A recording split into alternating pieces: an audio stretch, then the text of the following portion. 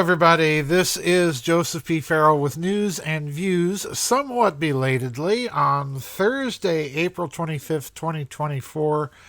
I have to apologize to everybody. I've been a little bit late today getting the news and views recorded. We are in the midst of yet another one of our very bizarre weather cycles for the past couple of days. I'm trying to record this between a little bit of rain that's been cycling in and out of the area and avoid the thunderclaps and, of course, an upset little pooch. Just as a reminder, before we get to today's story, there is no vid chat tomorrow. Our next vid chat will be in the month of May. I think it's on May 10th. You might want to check the schedule. All right, let's get right down to it.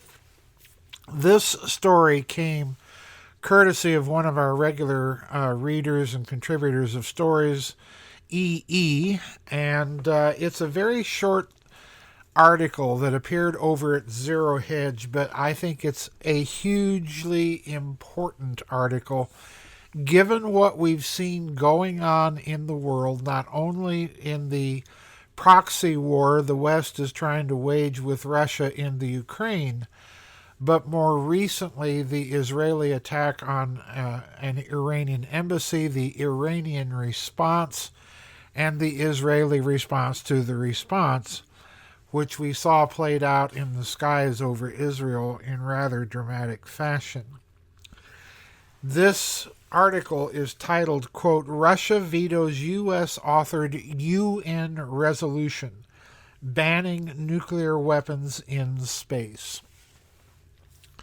This appeared just yesterday, Wednesday, April 24th, and I'm going to read the whole thing because I think the Zero Hedge article is hinting at something, as it often does, and I'm going to try and flesh out what I think it may be hinting at. So here we go, quote, Russia has just vetoed a very rare and interesting resolution set before the United Nations Security Council focused on banning nuclear weapons in space. Quote, the treaty bars signatories, including the United States and Russia, from placing, quote, in orbit around the Earth any objects carrying nuclear weapons or any other kinds of weapons of mass destruction, end quote, or anywhere else in outer space.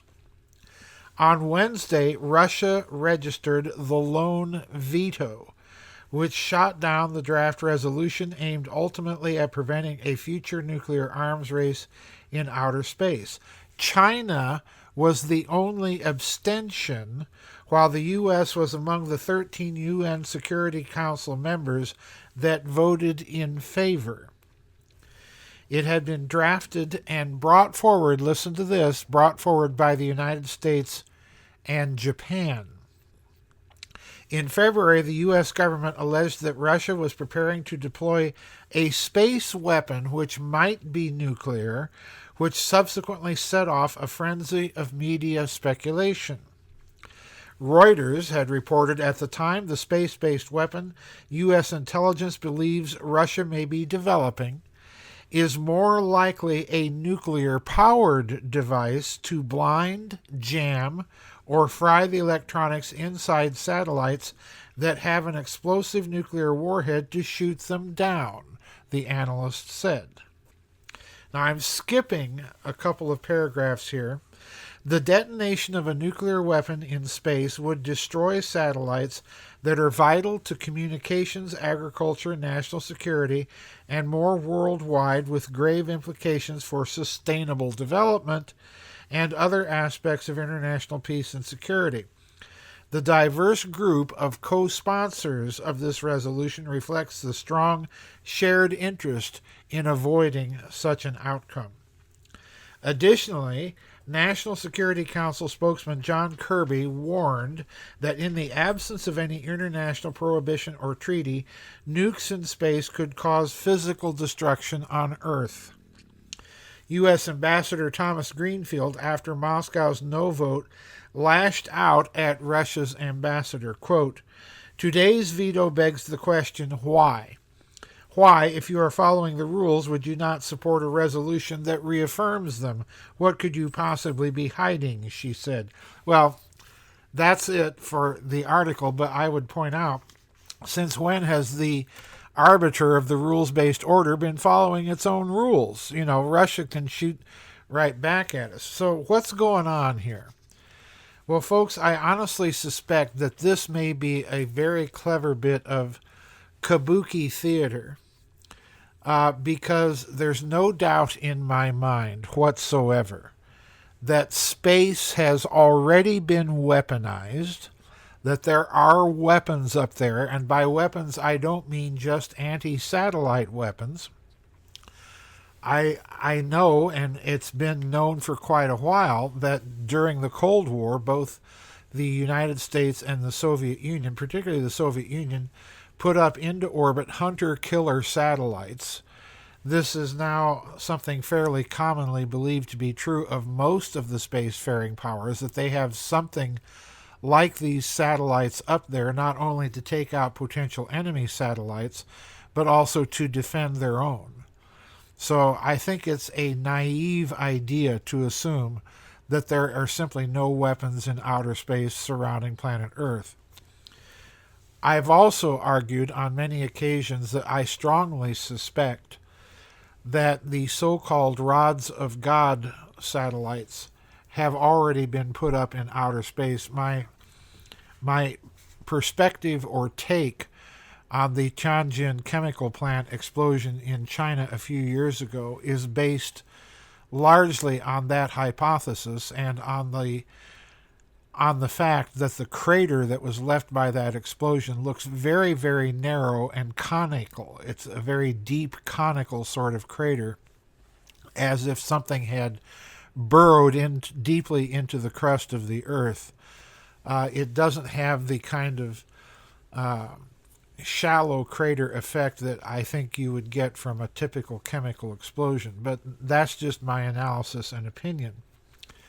What I am suggesting is that this may have been a bit of diplomatic kabuki theater designed to force Russia to show its hand that by vetoing the measure, but you'll notice that China itself abstained.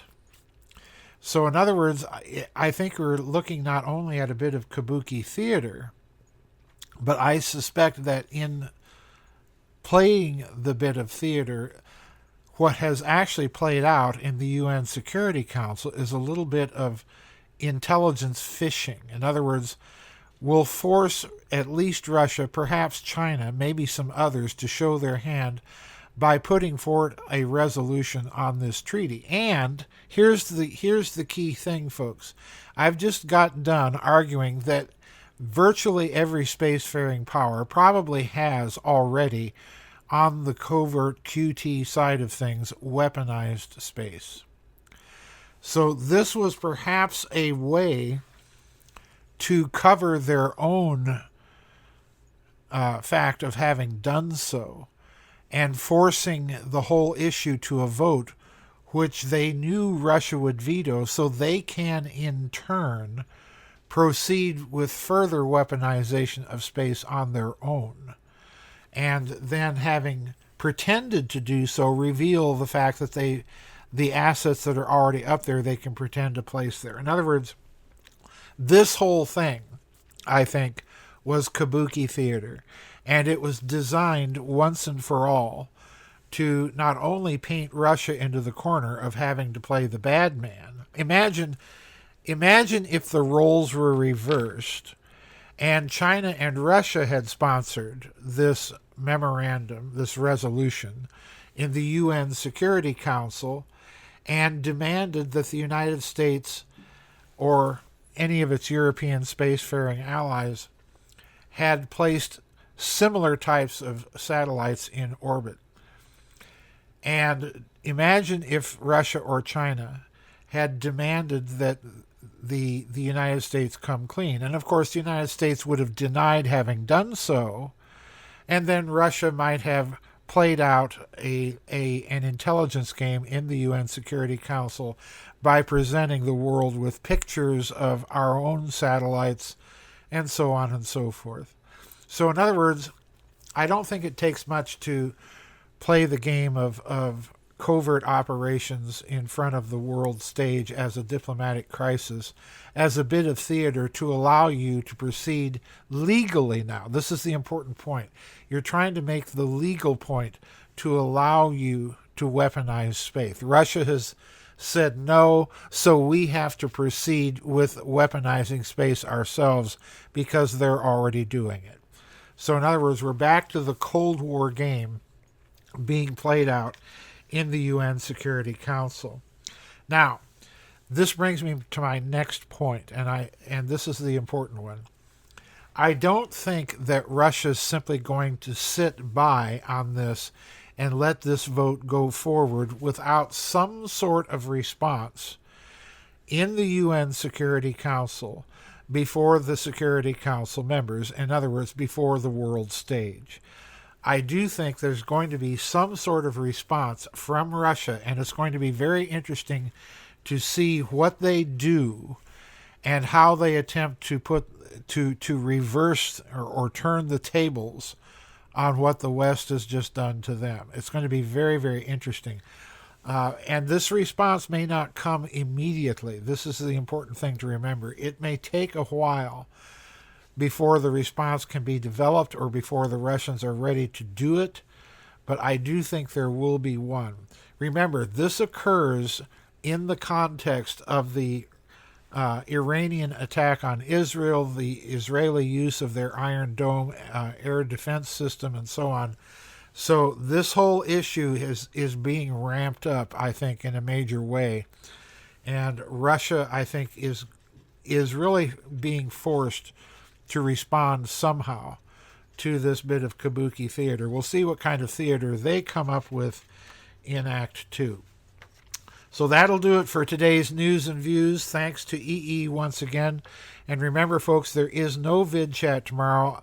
Thank you again for being patient with me today as I've been trying to gauge when it would be safe to do the news and views, as we're in the midst of kind of a nasty weather cycle all through this coming weekend and on into the beginning of next week. So keep us in your thoughts, everybody. We'll see you on the flip side. Bye-bye and God bless.